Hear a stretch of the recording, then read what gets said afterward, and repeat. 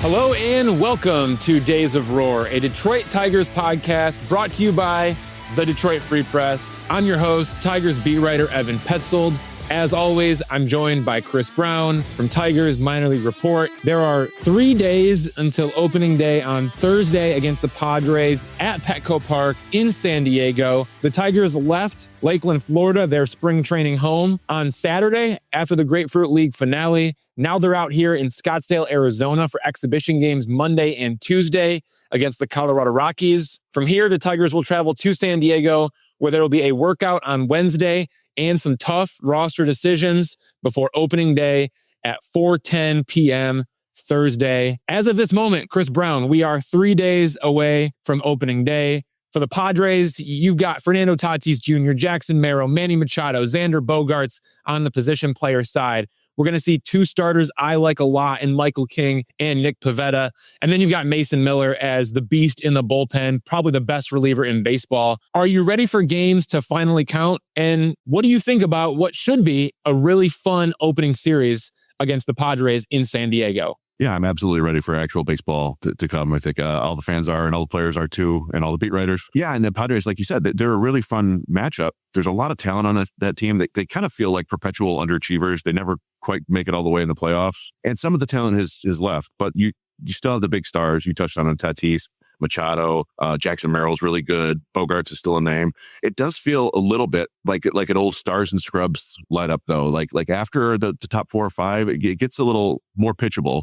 And I do feel the same way about the rotation. Like Pivetta and Michael King are both really good pitchers. They can shut you down. And the Tigers have never done well against Nick Pivetta. You know, I looked it up. It's 27 innings, only 7 earned runs. It's a 2.33 ERA. That's not, the names have changed, but still, it's his style of pitching has never seemed to fit the way the Tigers hit. But then after that, it's, Randy Vasquez is their third starter, and he had the second worst strikeout to walk ratio in baseball last year. It's 1.5 strikeouts per walk. This is among guys who threw 130 innings. So he feels he's gettable. And as you touched on, the bullpen is really good. Mason Miller, your biggest arm in baseball. And then you've got Jeremiah Estrada is probably one of the most underrated relievers in baseball. He's like Kyle Finnegan on like a turbo version. He throws a little harder. He's got a nasty split, but he also has a real swing and miss slider. So that's an issue. And then they have Adrian Morejon throwing 99 from the left side. So yeah, if you're the Tigers, you want to get to the Padres early, but the Tigers have a talented team too, right? And they can certainly take this series, and it should be a lot of fun. The starter for Thursday's season opener against the Padres is reigning 2-time American League Cy Young winner Tarik Skubal. And Tarik Skubal felt, quote, lethargic, unquote, in his final start of spring training. He was able to build the pitch count up to 73 pitches. He went 4+ innings. It was a situation where he left with 2 outs in the second inning after 31 pitches. And then the Tigers used the re-entry rule in spring training to get him back out there for the 3rd inning, the 4th inning, and 1 out in the 5th. The fastball velocity was down, averaging just over 95 miles an hour. Didn't get a ton of swings and misses. Didn't walk anybody and had 5 strikeouts. But generally speaking, it was not the Tarik Skubal that we're used to seeing. Here's what he said about that final start in spring training. I don't really like checking boxes, to be honest, or how that, I just felt lethargic today for whatever reason. I don't really know why. But I'll go watch some video and get with Fett and Robin and kind of see what I was doing different. That's why the ball wasn't coming out very good today. But other than that, got the pitch count up, accomplished that. I guess that's a positive, but there weren't a lot of positives to take away from it. Do you think any part of that is just being ready for the season to start? I mean, I think everyone's kind of ready to get out of spring and get to the season, even us. I mean, is it part of the reason maybe? I mean, if you want me to, I'm not going to make an excuse. No. I guess I could use it as an excuse if I wanted to, but I don't know. I just didn't really like today, really at all. That was reigning 2-time AL Cy Young winner Tarik Skubal talking about his final start of spring training. To me, that sounds like a guy who just wants to get to the regular season, especially after pitching for Team USA and the WBC. And once you get to the final days of camp, everyone wants to get out of Florida and they want to get on to the season beginning. I don't have any concerns, but I'm curious about you. Do you have any concerns going into opening day? Because again, it wasn't just that he got hit around a little bit. The stuff was down. In particular, the fastball velocity was down. Yeah, I'm not too concerned about that one. He did sound a little down in that quote there, but obviously you want or you prefer every player to play well all the time, and we've become accustomed to Skubal being kind of like a machine and always going out there and getting it done. But I think it's totally natural. Like you touched on it, you have the adrenaline and the controversy of the World Baseball Classic that he was dealing with, and that big excitement, and then you come back to the end of spring training, and it's just I imagine it's really hard to get your adrenaline up for a meaningless game where you're just trying to get your work in. And again, like I said, obviously you want him to do better, but I think he'll be fine. I'm not too concerned. Final days of Roar roster prediction. It's all about Kevin McGonigle. Will the top prospect be on the Tigers 2026 opening day roster? This roster, it's practically set. There are still some final decisions and some roster battles that are going down to the wire here in spring training. The biggest one being the Kevin McGonigle decision. We've been discussing it all spring. We got to check back with the Chris Brown meter. What are your thoughts on Kevin McGonigle here with 3 days until opening day? Is he on the Tigers roster or is he on the Mud Hens roster? I think he has to be on the Tigers roster. The hitting has cooled down a little bit. You've touched on that, but he's maintained the plate discipline for the most part. He still has the pop there. And he still, again, spring stats are meaningless. He still has the best WRC plus of any Tigers hitter this spring. It's 144. He's the best hitter this spring. But beyond that, and this was my question heading into spring, he has made good to great plays on defense every time he's been asked to. The latest one was an awesome double play he turned on Saturday, just in shortstop and third base. He looks the part of a big league defender. And I think you can deal with that. If you can make those plays, you're going to have some growing pains as a hitter at the big league level, but you have to learn against big league pitching. I think if he went to AAA, he'd hit 350 with power and it would be completely pointless. So bring him to the big leagues, let him, baptism by fire or whatever, get those out of the way. And then, June, July, he's your best hitter. That sounds good to me. Yeah, I have a lot of thoughts on this. Kevin McGonigle, opening day roster. Is he on it? Is he not? I'm going to upset a lot of Tigers fans when I say I don't think Kevin McGonigle is going to be on the opening day roster. Maybe that's just to disagree with you, Chris, because I don't want us to have the exact same opinions. But no, look, AJ Hinch talks about this all the time. Opening day, it's a false deadline. The Tigers are going to cycle through so many relievers, so many position players throughout the course of the season, plus spot starters. Like, there will be injuries, there will be strategy, there will be underperformance. There will be guys in AAA who force their way onto the roster with their positive performance. Just because you're not on the opening day roster on Thursday doesn't mean you're not going to help the Tigers in 2026. We're going to get these final roster decisions likely on Wednesday. That'll be less than 24 hours before opening day. And I'm at a point now where I don't think Kevin McGonigle is going to make the opening day roster. And I know I've been all in on Kevin McGonigle from the beginning of camp. It's just as we've gotten closer towards opening day, it just feels like what once was a lock is more of a toss-up. And with it being a toss-up, it could really go either way. And for the sake of this conversation, I'm going to lead on the side of McGonigle not making the opening day roster. I think when you look at the Tigers big board, I think he went from being in pencil in AAA at the beginning of spring, then in pencil in MLB with the Tigers in the big leagues in the middle of spring, and then back to in pencil in AAA in the final week of spring, all purely based on performance. Like, I could sit here and scream about service time and go on and on about it. But yeah, it would be awesome for the Tigers to get an extra year of team control by keeping McGonigle in AAA for more than 2 weeks. But I don't think the Tigers would be making a decision based on service time by sending him down if that's what ultimately happens. That's because the Tigers, under President of Baseball Operations Scott Harris, have talked a lot over the years about not rushing prospects to the big leagues. New leaders in this organization, I'm not going to say exactly who, but it's not people who were involved in the Al Avila era. They've talked about Spencer Torkelson, Riley Green being rushed to the big leagues back in 2022 in the Al Avila era. And I would argue Jackson Jobe was rushed to the big leagues in 2024 in the Scott Harris era.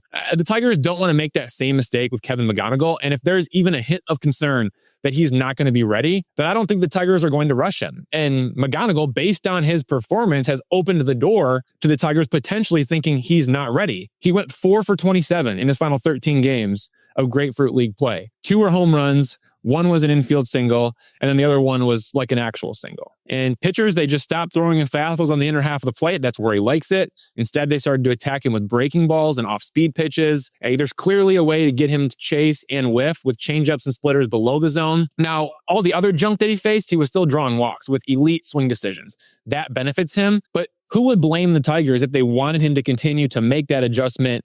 Because pitchers in AAA, they might not have better stuff than some of the top pitchers in AA, but all those AAA pitchers are going to have way better game planning because they've been in the big leagues, most of them. And I think that could be exactly what Kevin McGonigle needs before making his MLB debut. And additionally, the Tigers have talked about wanting all their prospects to play at every level of the minor leagues. And the Tigers have talked a lot about the gap between AAA and MLB being bigger than it's ever been. So with that being said, can we just expect the Tigers to let McGonigle skip AAA? Because that would go against everything the Tigers believe in, and it would go against what the new regime thinks about how the old regime handled Spencer Torkelson. On top of all that, if the Tigers don't have Kevin McGonigle for the first 2 weeks, or even if they didn't call him up until mid-August, which would delay his rookie eligibility to 2027, that would get them the extra year of team control and the potential for a draft pick if he wins Rookie of the Year, rather than just one or the other. And my point there is if the Tigers don't have McGonigle, either for 2 weeks or for 4 months, they're not doomed. Like back in 2022, the Tigers needed Spencer Torkelson because they were trying to make the playoffs. In 2026, the Tigers are coming off 2 playoff appearances. They don't need Kevin McGonigle to make the postseason. Maybe they need him to win the World Series, but they don't need him to make the postseason. And I think that's something we have to consider as we're discussing this situation. And then the last thing is, this is pure speculation, but I just like trying to put the pieces together and connect the dots. It's interesting that Kevin McGonigle is here in Scottsdale with the Tigers for these 2 exhibition games, along with fellow prospects John Peck and Max Anderson. What do those 3 have in common? They lived together all spring. John Peck is not making the opening day roster. Max Anderson isn't likely to make the opening day roster, but they're all here in Scottsdale together. So maybe they all join AAA together. Doing it with his boys, like that certainly would make it easier for McGonigle to take the disappointing news, travel back to his home state of Pennsylvania, which is where AAA Toledo opens the 2026 season. So those are a lot of information I just threw out at you, a lot of opinions that I just threw out at you. We will see what happens. We're going to find out in a couple days. And all of this is part of roster battles. You pick 2 of 3 players, Kevin McGonigle, Parker Meadows, Wenceel Pérez. Pick 2 of 4 relievers, Brenan Hanifee, Enmanuel De Jesus, Burch Smith, Sean Guenther. Like when you talk about 2 of 3 position players, McGonigle, Meadows, Pérez, who are you going with? And then the same thing for the relievers as well, because it's not just a Kevin McGonigle discussion. It's also a Parker Meadows and a Wenceel Pérez discussion. Yeah, I'm sticking with my choices of McGonigle and Meadows here. You made a lot of compelling arguments about McGonigle there. I will tell you who could blame the Tigers. It would be all the fans. They would blame the Tigers and call them cheap. But yeah, I mean, you laid it out pretty well there. But yeah, I find it hard to believe that, and we know that AJ Hinch really likes Wenceel Pérez, but Wenceel Pérez did not have a good spring, or hasn't yet. And Meadows didn't necessarily either. I just think that they value that defense in center field more than Perez's. Perez can play all 3 outfield spots, but he wouldn't be the everyday center fielder, I don't think. So that's why I'm sticking with them. And I just think that McGonigle is the answer to a lot of the questions they have. Who's going to play shortstop every day? Well, it could be Kevin McGonigle. There you go. But I mean, that's where I'm going with there. And then the pitching, I'm sticking with De Jesus. He's just looked so good every time he pitched. It's not often in terribly high leverage situations in spring training, at least. It was in the World Baseball Classic, but he just keeps performing. And you'd love to have him as depth as a starter in Toledo, but he could help the big league team win probably fairly well. So I like him. And then, I keep going back to Burch Smith. I know he's not on the 40-man roster, and if you add McGonigle and Burch Smith, it creates issues. You have to add 2 guys to the 40-man roster, and then you have to put probably 2 other guys on the 60-day IL. I'm not sure if they have guys who are that injured, but he's just, I keep coming back to the fact that he hasn't walked anybody this spring with good stuff. I'm talking about the back member of the bullpen right here. Like, he's not going to be a savior. He's not going to go out there and be a shutdown setup man. But if you want a reliever to help you out, bring the guy who's got good stuff and throw strikes. That's basically my thinking there. And he's performed better than Hanifee. I thought Guenther was fine, but you're going to have 4 lefties in the bullpen, I don't think. So, that's my 2 guesses right now. I will say this, if it ends up being Kevin McGonigle on the opening day roster, then it's going to be a showdown between Parker Meadows and Wenceel Pérez for the final spot. If that is what ends up happening, I think the Tigers will pick Meadows simply because he plays above average defense in center field. He's making smart swing decisions, and he appears to be getting his swing on time as we've gotten towards the end of spring training. And he has way more upside than Wenceel Pérez. But I know the Tigers like Pérez for his switch hit ability off the bench, and it's valuable to have someone like that on the bench. So I don't know. I just can't wait for the Tigers to finally make these decisions so we can digest them and then just move on to the season. And then the relievers, Look, both Brenan Hanifee and Enmanuel De Jesus, they're already on the 40-man roster, whereas Burch, Sean Guenther, they're not on the 40-man roster. I think that makes the decision pretty easy. But beyond that, the Tigers, they really like De Jesus for his starter mix out of the bullpen. And then Hanifee, he has a very defined role. It's matchups against right-handed hitters. If there is a pocket of right-handed hitters, I don't know if there's anybody that I would rather have on the mound than Brenan Hanifee. Just go check the numbers. They do not lie. And there's always going to be the concern about balls in play because he's not a strikeout machine, not by any means, but he has a long track record of success against right-handed hitters. So for that reason, I think he's a necessity for the bullpen.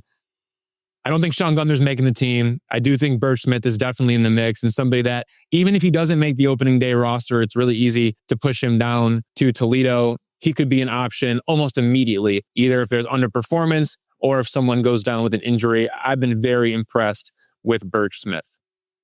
Let's get into the big two. Question one of the big two. What is the Tigers' biggest strength and what is the Tigers' biggest weakness going into the 2026 season?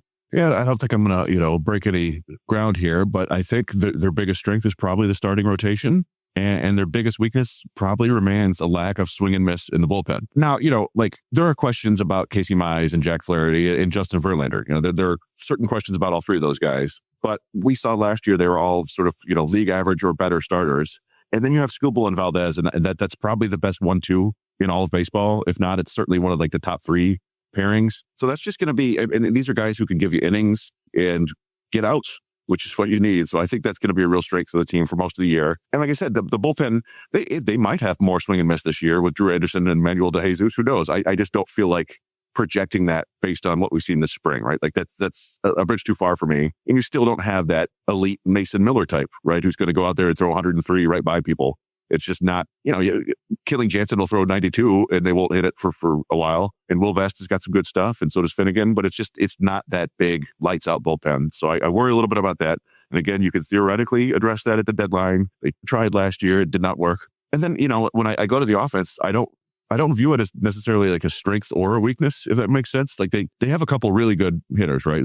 Riley Green is great. Kerry Carpenter, Spencer Torkelson could really blow a game open. But it's mostly just a bunch of guys who are somewhere between slightly below average and above average. And so theoretically, at least, they shouldn't go through too many stretches like they did in the second half last year where the offense just completely shuts down. I suppose you have to worry about that because we saw it last year, but I still feel like they're going to be a pretty solid offense. So that's where I'm sitting with the strengths and weaknesses right now.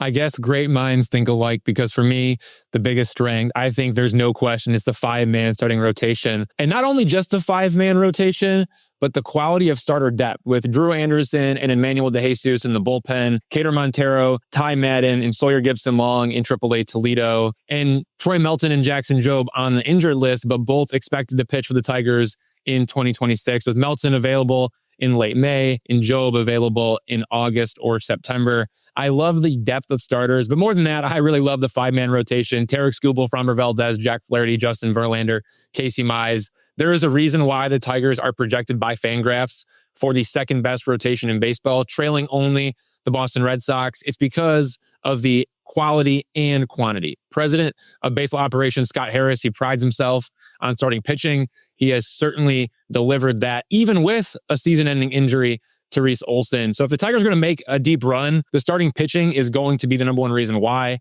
The only thing standing in the way of that would be a serious injury to Tarik Skubal or Framber Valdez.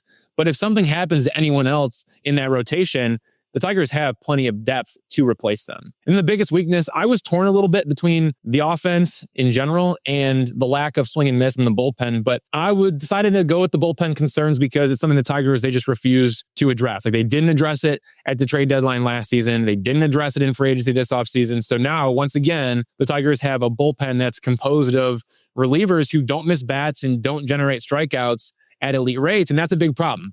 Will Vest, he had a 26.7% whiff rate last season, ranking in the 61st percentile. Kenley Jansen had a 25.8% whiff rate last season, ranking in the 54th percentile. Kyle Finnegan had a 24.6% whiff rate last season, ranking in the 44th percentile. The Tigers still don't have someone with an elite whiff rate, which means we're going to see a lot of balls in play, and that's going to put pressure on what's shaping up to be a bad infield defense. The Tigers could have traded for David Bednar's 31% whiff rate, at the trade deadline last season. Tigers just signed Devin Williams' 38% whiff rate in free agency this offseason. Like, those guys are strikeout machines because they miss bats. The Tigers have a bunch of high leverage relievers who aren't known for missing bats, and that worries me in the biggest moments of the game. Perfect example being, who would you rather have? David Bednar or Kyle Finnegan? Devin Williams or Kenley Jansen? Those are easy questions to answer. That's why I'm concerned about the bullpen. Question 2 of the Big Two. The Detroit Free Press published 10 predictions for the Tigers in the 2026 season, from Tarik Skubal to Kevin McGonigle and everything in between. Going one by one, Chris, I want to know what you think, the predictions from yours truly. Number 1, Tarik Skubal is a finalist for AL Cy Young, but not the winner. Now, we know no AL pitcher has won the Cy Young Award 3 times in a row. It has happened twice in MLB history. That's Greg Maddux and Randy Johnson. They each won 4 in a row in the National League. For Skubal, though, I think this is where the streak ends because of some other left-handers. Garrett Crochet, Cole Ragans, Max Fried. I think Cole Ragans is my pick. If I had to go with it, if you were to say, Havin, right now, who's winning the AL Cy Young? Cole Ragans from the Kansas City Royals. That would be my pick. I think Tarik Skubal winds up as one of the 3 finalists, but not the winner. Yeah, I go back and forth in this one. It's hard to, whenever you're taking like somebody for an award against the field, it just makes sense to pick the field. I think I would lean Crochet out of that group. And yeah, Skubal might pitch exactly as well as he did last year, but sometimes one pitcher just pops up and has a monster year. Think like Jake Arrieta back in the day, just an incredible year. And so I think somebody's going to do that, and they're going to dethrone Skubal, even though he still has a great year and heading into his free agency. So I do agree with you on this one, but it certainly would be cool to watch him win his 3rd in a row. Number 2, Kevin McGonigle falls short in AL Rookie of the Year. We know Kevin McGonigle, he has not made his MLB debut yet.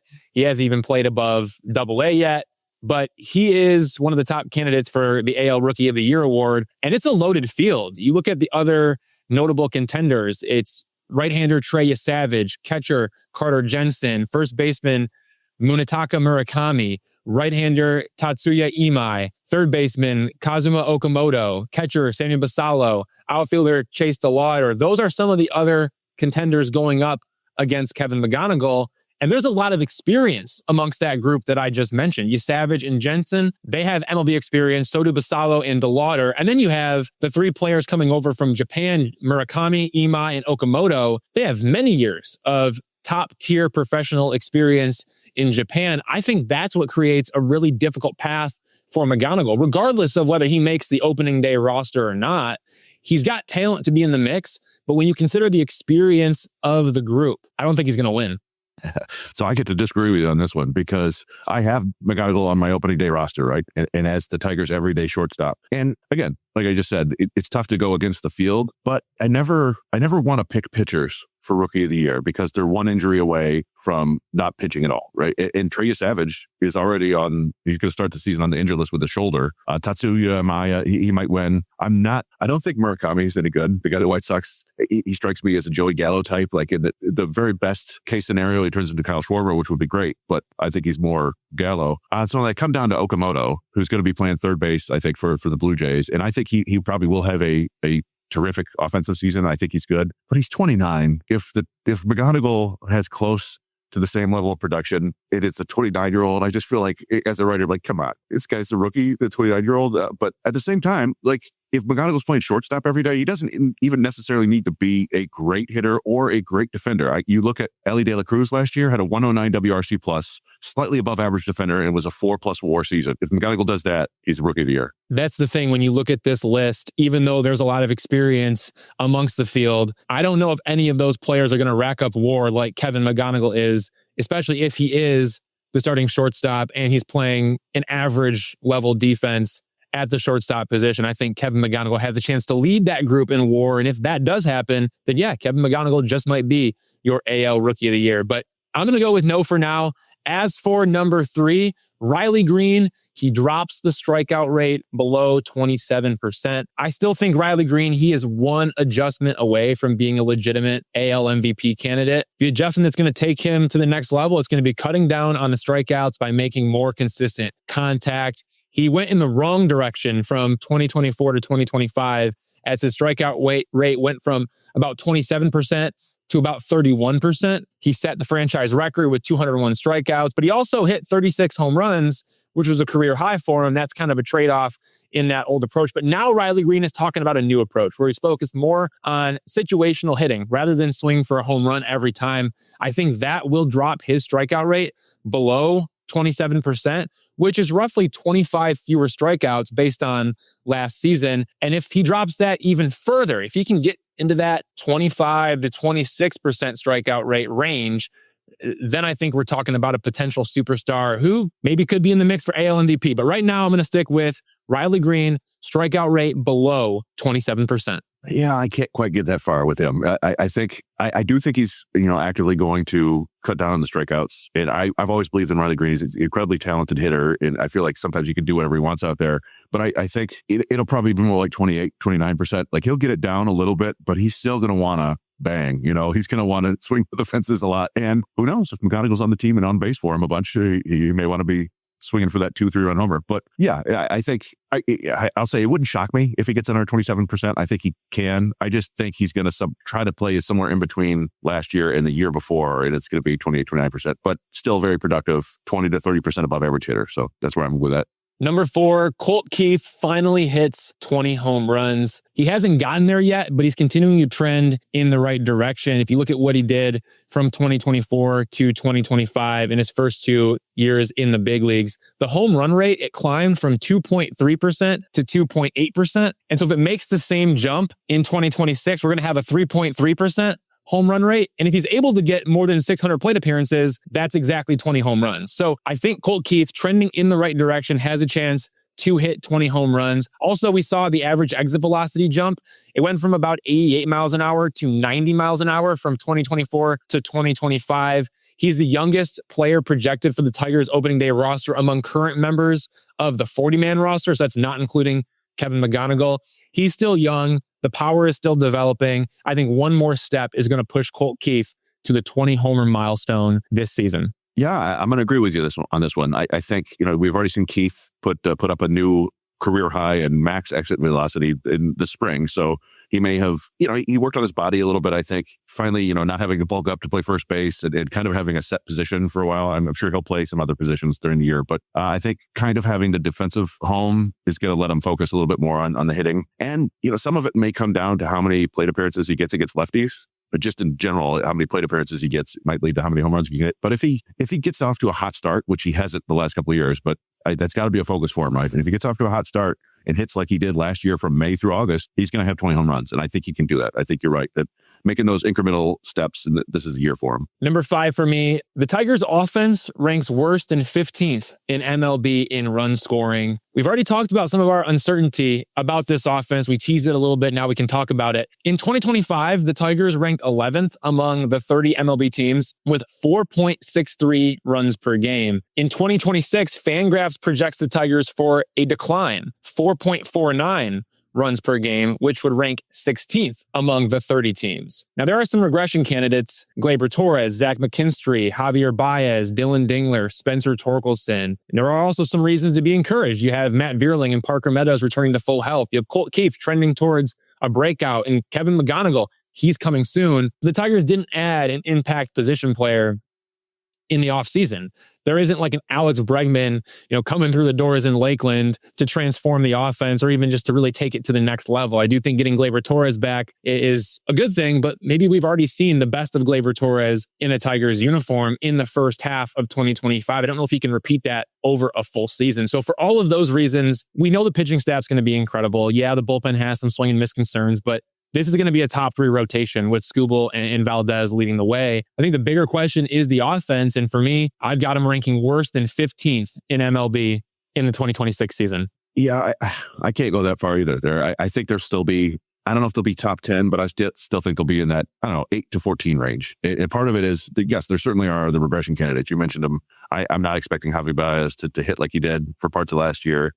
For as well as Zach McKinstry played in the first half, he played, pretty poorly in the second half. And I, not a believer that he's that level of offensive talent, but he could certainly help you if put in the right situations, and same goes for like Jahmai Jones. But I do still think that there are several young players who can take those steps forward. Like we talked about with Keith, I think Dingler's another candidate to produce more on offense. If Green does cut down the strikeouts, that means more balls in play, maybe more runs. Yeah, you never really know with Torkelson and with Carpenter's health. Those are, big run producers for you. But yeah, just like you mentioned, Vierling and Meadows being back, it just feels like the lineup's going to be a little bit deeper now, particularly if McGonigle's in it, right? Like that's going to be another potentially average hitter.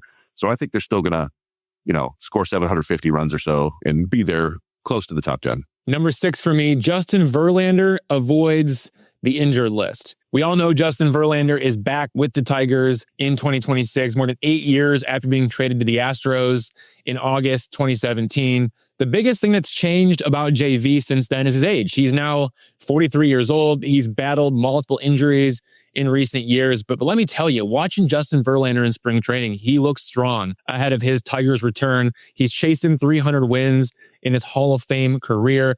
He needs 34 more wins to become the 25th pitcher in MLB history to reach that milestone. And if he avoids the injured list, it would be the first time for him doing that since 2019. And I think if he does that, he's able to make 30 plus starts. And with enough run support, you're practically guaranteeing 11 plus wins, which would maintain the 3-year pace. He needs 11 wins per season over the next 3 years. And one of those seasons would have to be a 12-win season. So he would need 11, 11, and 12, or 12, 11, 11 over the next 3 years to get to 300 wins. I think in 2026, based on everything I've seen from Justin Verlander in spring training, he will stay healthy. And on top of that, I'll give you one more prediction that is not going to define my prediction, but it's a little side note. The Tigers will want Justin Verlander back for 2027. Oh, I like that. I think everybody will want Verlander back.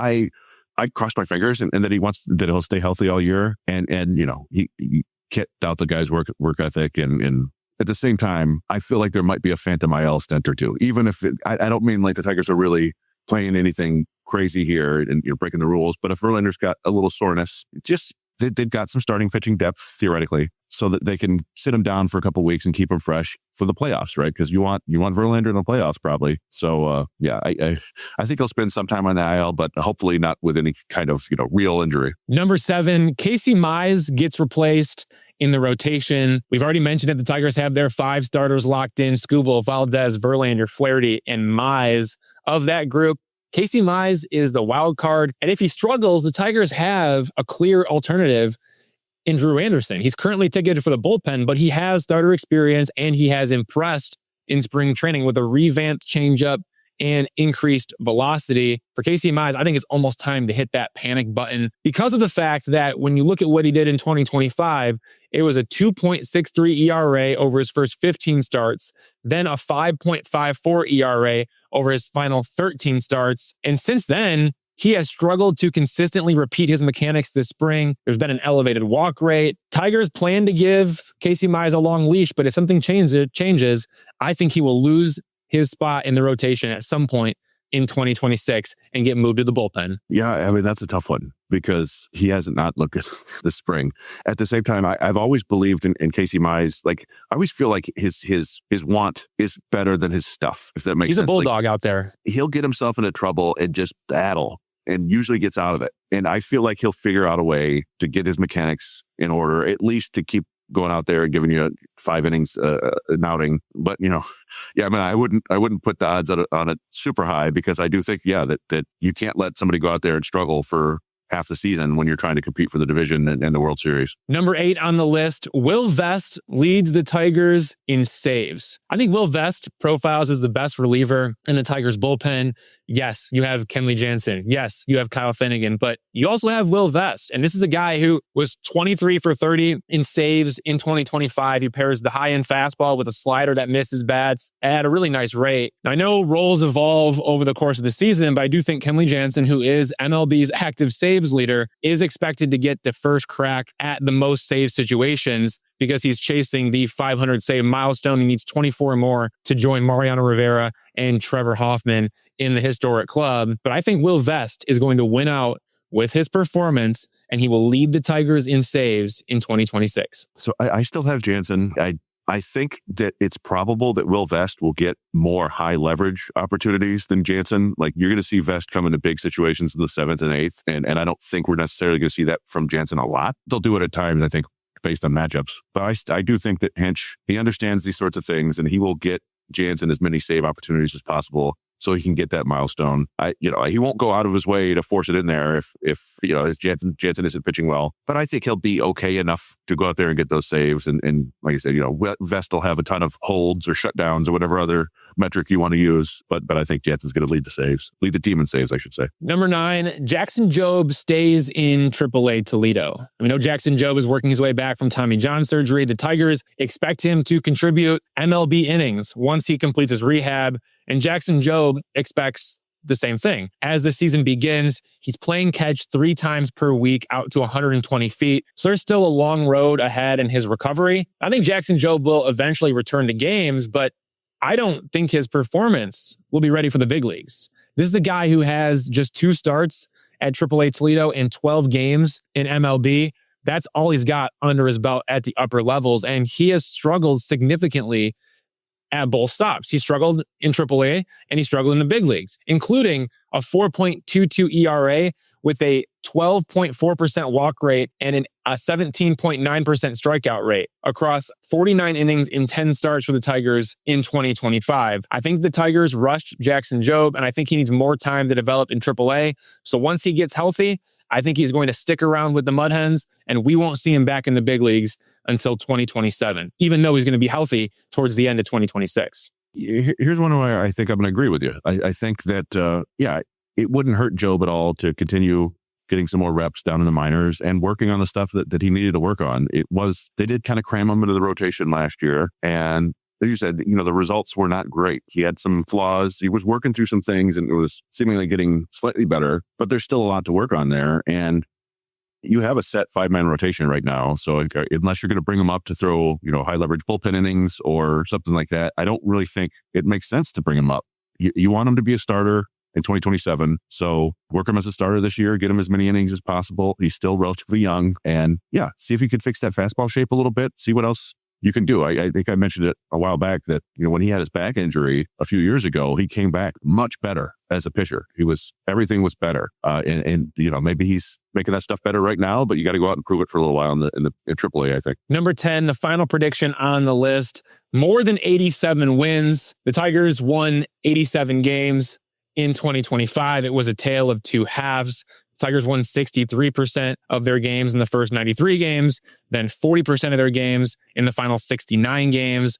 I think their true ability was somewhere right in between, probably an 85 win pace over a full season, but they ended up winning 87 games. And this is a better roster. The Tigers improved because they went out and they signed Framber Valdez, Justin Verlander, and Kenley Jansen. They re-signed Kyle Finnegan. They kept Gleyber Torres with the qualifying offer, and they retained Jack Flaherty on his player option. I think that raises the floor in 2026. And in my pre-season prediction, officially, 89 wins. That's funny. That's the number I was thinking in my head too. So just to go Price is Right rules, I'll go 88. But I think more than 87 makes sense. It's a good team. Anything can happen, but this is a team that's got talent everywhere. And, not a 105 win team or anything like that, but anywhere from 87 to 95 seems possible. All right, we are going to take a break, but when we come back, we are joined by Kevin Acee, the San Diego Padres beat writer for the San Diego Union-Tribune, to learn a little bit about the Tigers' first opponent for the 2026 season.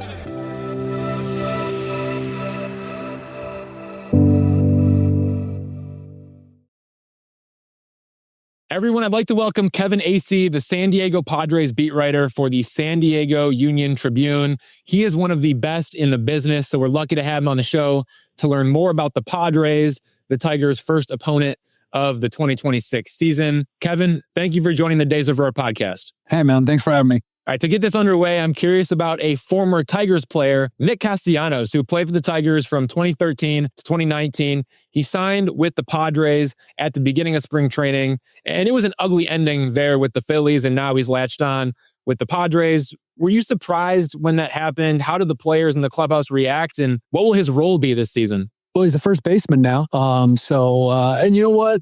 Look, we'll see what happens when the season starts. The guy worked really, really hard, and he got a lot better. He's a serviceable first baseman.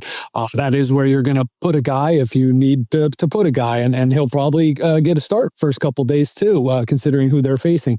He was accepted because that's how clubhouses are, right? Like if some guy can come in and he can still play and help a team win, then players are going to be, absolutely fine with that. And I find him to be fascinating. You got to have your stuff together when you go talk to him, but I find him fascinating, and it'll be interesting. They need him. They needed him. They also signed Miguel Andujar to sort of DH first base, but they definitely need those guys to perform. It feels like everything with the Padres revolves around Fernando Tatis Jr., three-time All-Star, including in both 2024 and 2025. You recently wrote about Tatis heading into 2026. You teased it on social media with Fernando Tatis Jr. is searching for greatness, and the Padres are trying to make sure he just lets it happen.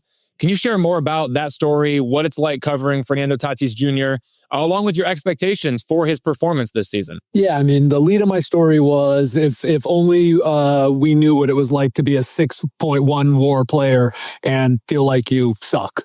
Or that it's not good enough. And he calls it a blessing and a curse. Fernando Tatis Jr. believes he is the best or one of the top 3 players in Major League Baseball. And the fact is that since coming back from 2022, he missed that entire season with suspension and, injury first, and then with this PED suspension. He's been okay. He's a 820 OPS guy. He's a 130 WRC plus guy. He's a 5 to 6 WAR player. That's pretty darn good. I mean, that's 10 players a year are 6 WAR players. Fernando thinks he's better. The Padres think he's better. They gave him what they called at the time a statue contract, basically saying, this guy will have a statue when he's done playing. That was when he was 22 years old. He's in the prime of his career. They really want him to just relax, not take so much upon him. If you saw him in the WBC, that's the Fernando we used to see. Not that you can be that kind of electric for 162 games, but that was who he was. And it's kind of like this symbiotic relationship between his energy being off the charts and him being the player that he was his first 3 years, which is almost unprecedented in baseball history, what he does in terms of stealing bases, hitting home runs, getting on base, making things happen, all over the place. So he is absolutely a joy to watch. Just not as much of a joy all the time in the last few years. And they believe that this year they put a lot of things in place to help him get back to that. What about the rest of the Padres offense? We've already talked about Fernando Tatis Jr., but there's also Jake Cronenworth, Jackson Merrill, Manny Machado, Xander Bogaerts. What are your expectations for the offense as a whole? What's funny is I truly do believe, that every year, every team, especially those with any sort of playoff expectations, say, this is the longest lineup we've ever had. Oh, we love our depth. I truly believe that about the Padres this year. Yet, and you haven't asked me yet, everything that you are ever going to ask me about the Padres is going to drift over to the pitching and the starting pitching and the lack of depth there and the questions they have. So this offense better be the deepest that it's been. Manny Machado had one of his worst finish in a long time last year. And he needs to be better. We already talked about Fernando. Xander Bogaerts has been, when he was in Boston, I don't even know if he was truly appreciated. He was on a Hall of Fame track. He was one of the most consistent players there were. He has finished all 3 of his seasons here like that player. He has started all 3 of his seasons here like a 0.5 WAR player. Just awful at the plate, and then he gets back to being Xander. So a full season of Xander would be great. Jackson Merrill is one of the most fun, most intense his rookie year, one of the best players in the major leagues. Interrupted by injuries 3 times last year. And so what will happen when he comes back? Jake Cronenworth had his best year. Gavin Sheets had his best year last year. Can they duplicate that? These are the reasons I think they do have the deepest offense that they've had in quite some time. We'll see. The biggest question mark being the starting rotation. The Tigers are going to see Nick Pivetta on Thursday for opening day, and then Michael King on Friday and Randy Vasquez on Saturday. What can you tell Tigers fans about those 3 starters? And then to your point, what's the level of concern with the Padres rotation? Because it's Nick Pivetta, Michael King, and then a lot of unknowns. Right. Nick Pivetta, I just don't think you should have any questions about Nick Pivetta, even though he had never had better than a 4.04 ERA before coming to the Padres, and that was in 8 big league seasons. Finally, the results matched his stuff, and he's just ferociously competitive and has the ability to opt out after this season. So I think there's a lot in line for Nick to have a fine season. He had a 2.87 ERA last year. He set the pace for this rotation. I think he can be that guy again. Now, after that, Michael King, the injuries he had last year was a nerve problem in his shoulder, and then because he was compensating, he had a bone bruise in his knee on his landing leg. So those aren't things that are like long-term concerns, like, oh, he's coming back from this. No, those are not going to recur because they already occurred. But he only threw 72 innings last year. So there's the question on Michael King. He has one full season as a starter, 2024, one of the best. He was the opening day starter last year based on what he did in 24. Randy Vasquez, I think this guy's on an upward trajectory, is a really underrated guy. The problem here starts with Joe Musgrove. Weird I couldn't get that. He's one of the most popular players on the team, and he's from San Diego. Joe Musgrove was, he's back from Tommy John. He missed last year after having Tommy John in 2024. One of the most consistent pitchers. I mean, just absolute bulldog. Had to be shut down in spring training. He's not starting the season. Everybody tells me that they expect him to be back, but don't know when. And like, on one hand, this is expected of a guy coming back from Tommy John. We've become accustomed to people coming back from Tommy John, and we think, oh yeah, well, it's Justin Verlander. Not everybody. So that's a huge question. Walker Buehler made this team on a minor league contract. Walker Buehler pitched really well this spring. We'll see. German Marquez, who also, coming back from Tommy John, was like 3 years ago, has not been the same guy.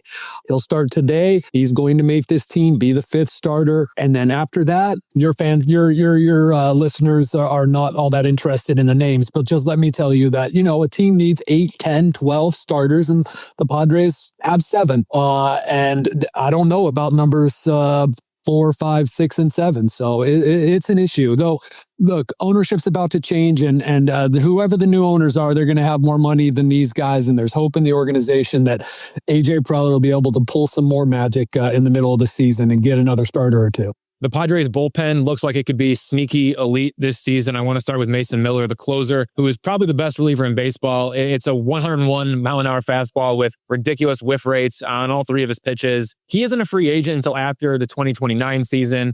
The Padres acquired him at last year's trade deadline. Is there any chance he converts to a starter at some point, or do you think he stays in the bullpen throughout his tenure with the Padres? And what's the expectation for just his impact here in 2026? They got him to be their closer for the long haul. They gave up their number 1 prospect, Leo DeVries, who they absolutely expect will be a star with the Athletics. But they got Mason Miller for 4 years, basically 3.5 years. So he's going to be a closer. He decided too that he wanted to be a closer because, that's what he does. He'd have to change everything. Sure, starters make huge money. You know what? So do starters. They get 50 people in a row out. So he's a closer for now. I will say this.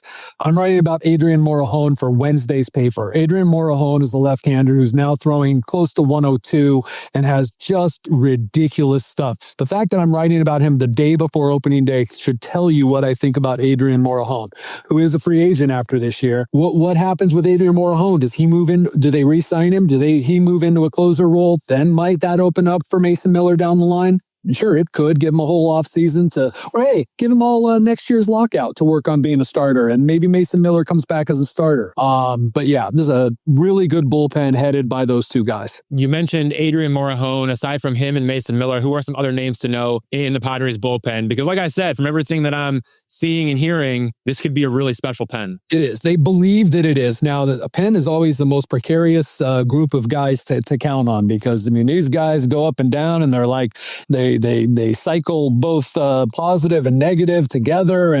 But for the last few years, and last year in particular, you've got Jason Adam coming back. He's been one of the most consistent relievers since 2022. Tampa Bay Rays, the Padres acquired him at the deadline in 24. Since they acquired him at the deadline, there's no qualifying reliever in the major leagues who has a lower ERA than Jason Adam, and Jason Adam is pitching in the 8th inning most of the time. So you got those three. Another guy who could be a future closer is really going to be in just his second full season.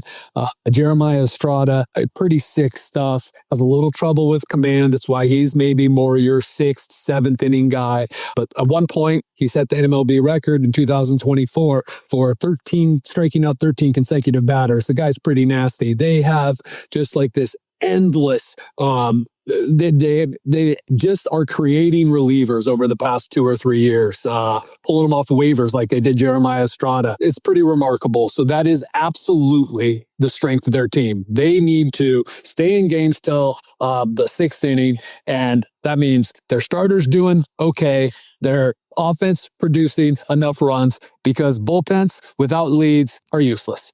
Last question, then we'll get you out of here. The Padres, they're in a ferocious division in the National League West. They've also been mainstays in the postseason recently. What are your expectations for the San Diego Padres in the 2026 season? Now that 6 teams make it, and with the roster they have, with the bullpen they have, knowing that for the last 2 years in particular, the way AJ Preller operates is be there and then pounce at the trade deadline like no one else does. I couldn't not pick them to be in the playoffs. I mean, you really should be one of the top 6 teams in the league when your payroll's 9th in the major leagues. So that said, man, this pitching staff, their starting rotation is concerning. And that's it. It's really, really concerning. So I'm picking them to be in the playoffs, but not with a great deal of confidence. All right, Kevin Acee, that's all we have for you. Thank you so much for joining the Days of Roar podcast and giving us insight about the San Diego Padres as we get ready for opening day in the 2026 season. Maybe we can get you back on again if the Tigers and Padres ever meet again in the World Series. Wouldn't that be great? Hopefully for the Padres' sake. The only 2 times they've been to the World Series have been 2 of the greatest teams in the history of baseball, the 84 Tigers and the 98 Yankees. So yeah. No, that would be a lot of fun. And I'm always bummed now. You go every other year. I love Detroit. I love Comerica. I love the Tigers uniform. So I always love it. And so I will come on this podcast anytime. Everyone, that was Kevin Acee, the San Diego Padres beat writer for the San Diego Union-Tribune. We have a couple more topics to discuss as opening day approaches. But first, let's take a break.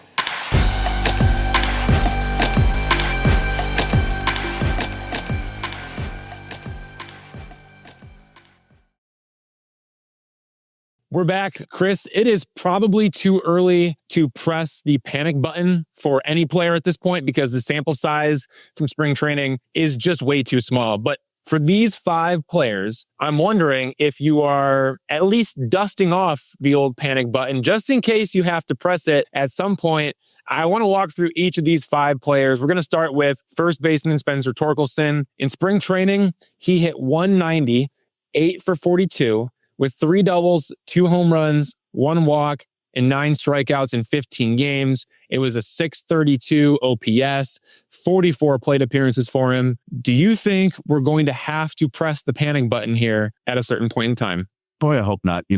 It's always a little bit back in the back of my mind because we've seen Torkelson kind of fail twice at the big league level, but we've also seen him hit 30 home runs twice. And I think, I'm not too worried about the lack of walks. I think, in spring training, you want to go out there and figure out your swing. And he usually has a pretty good eye, so I'm not too worried about that. And the power came on a little bit at the end. And you just, these guys aren't playing every day. They're not really into the groove. So I'm not too concerned there, but it wasn't a great spring for him. Yeah, I'm not worried about Spencer Torkelson at all because when you look at 2025 regular season to 2026 spring training, I know the sample size is small, but the swing and miss rate, it's much improved this spring. And he's producing an even higher average exit velocity. So he's not getting rewarded with hits, walks, or home runs, but he's actually putting the ball in play more often. He's hitting the ball a little bit harder. And on top of all that, he's not chasing pitches out of the zone. Those are 3 really good signs for me when it comes to Spencer Torkelson. It wasn't in my predictions, but don't be surprised if we see 40 home runs from Spencer Torkelson in 2026. But at the same time, don't be surprised if we see a demotion to AAA Toledo because we've been on both sides of this coin before. We'll see what 2026 has in store for Spencer Torkelson, but if you want to look at the spring training performance, I'm not worried about it. The second player is outfielder Kerry Carpenter. In spring training, he also hit 198 for 42 with 1 double, 1 triple, 0 home runs, 4 walks, and 12 strikeouts in 16 games. It was a .539 OPS. He had 47 plate appearances. Do you think we're going to have to press the panic button here? No, Carpenter is the one guy in the lineup who he just seems to be a low heartbeat hitter, right? Like he seems like he shows up. It's been 2 years, I guess, so you can't say every time, but in the playoffs, he's shown up. He's hitting the ball when it matters. And so I think he's another guy that's probably just trying to get the swing right in spring, and he'll be fine once we get into the regular season. He might even hit some bombs off lefties. Yeah, I'm not worried about Kerry Carpenter because his swing decisions have been elite, surprisingly elite in spring training. He's still hitting the ball hard, and while he is swinging and missing a tad bit more, he is refusing to chase pitches out of the zone. It was a 34% chase rate last season. So he was swinging at a lot of bad pitches. This spring, it's a 22% chase rate, which is a crazy impressive improvement. If he can keep that chase rate around 25 to 28% during the regular season, remember it was 34% last season, but if he can keep it somewhere between 25 and 28%, that's going to lead to more walks, fewer strikeouts, and most importantly, more hittable pitches in the zone to do damage on.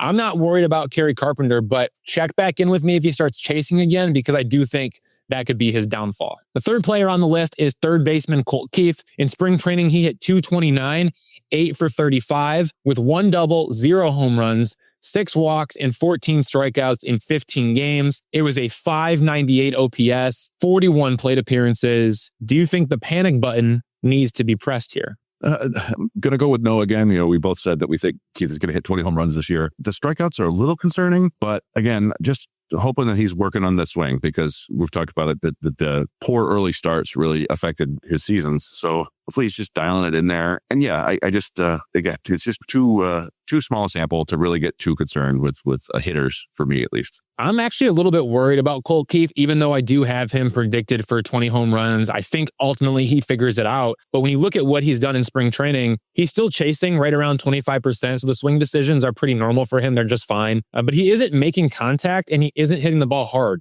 here in spring. It's a 35% whiff rate this spring, up from 22% last season. And it's an 88 mile an hour exit velocity this spring, down from 89 miles an hour last season.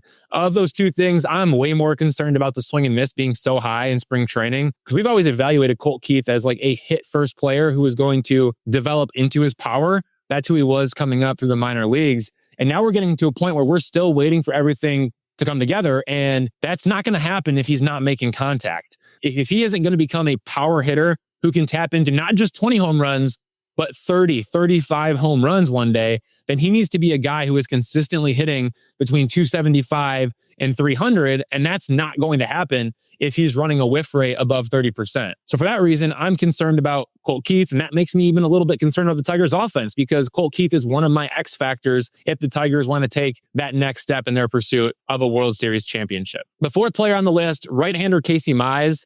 He registered a 7.04 ERA with, this is ugly, 10 walks and 12 strikeouts across 15 and 1/3 innings in 5 games. Do you think we're going to have to press the panic button here on Casey Mize?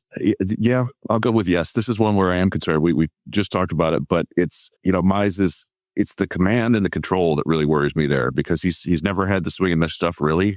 So he had to get by with throwing strikes. And if you're not throwing strikes and walking guys, and then you're throwing your splitter in the middle of the zone and giving up home runs, it's a bad combination. And I would feel a lot better if he had made one good start in spring, but he didn't really. So it's, you kind of have to lean on what you saw from him in the last couple of years. But yeah, I'm close to panic there. I guess we'll wait till the regular season. But if he's looking like he did in spring, then yeah, hit the panic button. I'm concerned about Casey Mize only because it's more of the same. Not enough swings and misses, too much contact, and inconsistency with his splitter. Only now he can't locate his fastball. He can't figure out his mechanics. So what was already concerning has gotten even worse. I want to make it clear, I respect Casey Mize, especially because, as we talked about, he is a bulldog on the mound. And I actually think he could be a real weapon out of the bullpen, but I'm very close to pushing the panic button on him as a starter right now, because it's just not good enough, especially when you consider what the Tigers could be getting from Drew Anderson or from Troy Melton once he returns to full health. And I also don't think this is an overreaction to spring training stats, just because we're looking at underlying metrics here. And on top of that, Casey Mize, he had a 5.54 ERA over his final 13 starts last season. For all of those reasons, I am concerned about Casey Mize, and I'm very close to pushing that panic button, even though the Tigers say they're going to give him a long leash. The fifth player, right-hander Jack Flaherty. In spring training, he posted a 7.88 ERA with 2 walks and 8 strikeouts across 8 innings in 3 starts. Plus, he pitched an exhibition and a simulated game. He got good results in the exhibition against Team Panama and bad results in the simulated game against his Tigers teammates. Do you think we have to push the panic button here on Jack Flaherty, or will we need to at some point in the near future? I don't think so, but I think it's because he just kind of is who he is. Like, this is sort of what I expect. You know, his numbers, a lot of his numbers last year were very similar to 2024. He just had he walked more guys, and there was a little less luck with men on base and batted balls. And I think you look at it, 2024 is kind of the outlier for his recent career, at least. He pitched like he did when he was very young. So I'm expecting similar results to last year. Every now and then he'll give you a completely dominant outing, and every now and then he'll have a real stinker. And then in between there'll be, 5 innings, 3 runs, 6 innings, 4 runs, and stuff like that. And so I'm not panicking. I'm also not expecting an all-star level pitching performance from him this year. I'm in the same boat with you. I'm concerned about Jack Flaherty if we're talking about him being a frontline starter, but I think there's enough flashes that he will be able to pitch like a 4th starter. I know he's technically the 3rd starter in the Tigers rotation, but I don't think he needs to be anything more than the caliber of a 4th starter with guys like Tarik Skubal and Framber Valdez at the top of the rotation, starting like 35 to 40% of the games. Those 2 lefties are going to win a lot of games and take the pressure off of everyone else in the rotation, including Flaherty. Look at what he did last season. It was a 4.64 ERA in 31 starts. I think he probably settles in somewhere around a 4 to a 4.3 ERA this season. And based on everything I've seen throughout his career and now in spring training, like you said, that's just who he is. I think that's okay. If you're expecting him to pitch like an ace, which he did in 18 starts for the Tigers before the 2024 trade deadline, then you should be smashing the panic button. Like if you are expecting Jack Flaherty to be an ace, a frontline starter, like that dude in the rotation, hit the panic button. But if you think he's just going to be a 4th starter, then we're not close to any panic, at least not yet. All right, before we get out of here, I want to ask you about your spring breakout takeaways from the prospect game. Took place this past Friday between the Tigers prospects and the Pirates prospects. And Chris Brown, you were covering it for Tigers Minor League Report and for the Detroit Free Press, making your written debut in the Freep. Your takeaways from the spring breakout game. Yeah, first of all, I want to thank you and the Free Press editors again for letting me do that, and then also fixing all the stuff that I wrote because I got a little overboard. Yeah, it was a great experience. Some fans were disappointed that McGonigle wasn't there, whatever. There were some other guys that we thought might be there, but we still saw plenty of talent. And yeah, it was, if you read the article, big thing I took away was that Bryce Rayner still seems to be the same hitter. He walked in his first plate appearance. He hit a rocket for an RBI single to left field, and then he worked a deep count and struck out swinging in his 3rd plate appearance. That was a big one for me. Still not playing shortstop, but just great to see him back out there because that's a really talented kid. And then it was our first real glimpse at some of the young guys, Jordan Yost, Michael Oliveto. I mean, we saw them in spring. We saw Jordan Yost at a grand slam, but I didn't think he was going to be, the next Babe Ruth. But seeing them in game action and batting practice, and Chris Rodriguez, that was really fun to see all the 3 young guys. Yost got an RBI single, looked good on defense, was fast, like all the stuff you want to see. He did strike out a couple times. And Oliveto has a beautiful swing. Everything we've heard about him, really beautiful swing. His batting practice was impressive. He works 2 deep counts and hit the ball hard twice. They were both ground outs, but it was just the process was really nice to see. The other things that stood out, Tigers, they didn't send any big name starters from their system there. But Joe Miller, who is to this point been kind of just an organizational guy. And what I mean by that is just like, you use them wherever you need them. They sent him up to AAA a couple times last year just for an emergency start because he was 89 to 91 with his fastball and threw strikes. And he came out firing in that game. He was sitting 94. He touched 96. So it's like a 3-mile-an-hour bump. And beyond that, he was getting swings and misses with all 5 of his pitches. He struck out 5 guys in a row. It was a really loud performance that puts him on the prospect radar for me now, for sure. We want to see it repeated in the minors, but if he can keep doing that, he's a legitimate prospect. And then same goes for Marco Jimenez, who started the game. And we actually, on Saturday, Dan Dickerson saw Raj and came over, gave him a hug, and then talked to him about Marco Jimenez. Dan likes Marco Jimenez because he's seen him a couple times in spring, and that was really impressive. It was, 98 with his fastball and sinker, and the slider has really taken a step forward. It's a hard, tight, late-breaking slider at 88 miles an hour. He got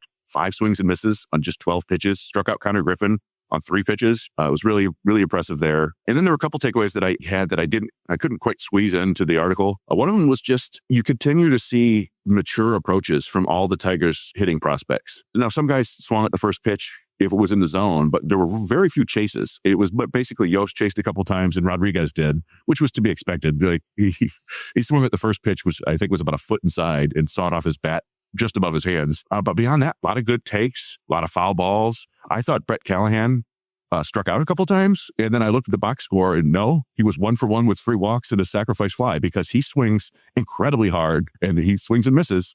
But then we got to 2 strikes and didn't expand. So that was really impressive. And then the last thing I'll point out, and I don't know what to make of this, the Pirates just had an endless string of incredibly powerful arms out there. I don't know how many pitchers they put out total, but only one of them threw under 97. I looked it up, of the 100 hardest pitches in that game, 86 of them were from the Pirates. The Tigers had 14.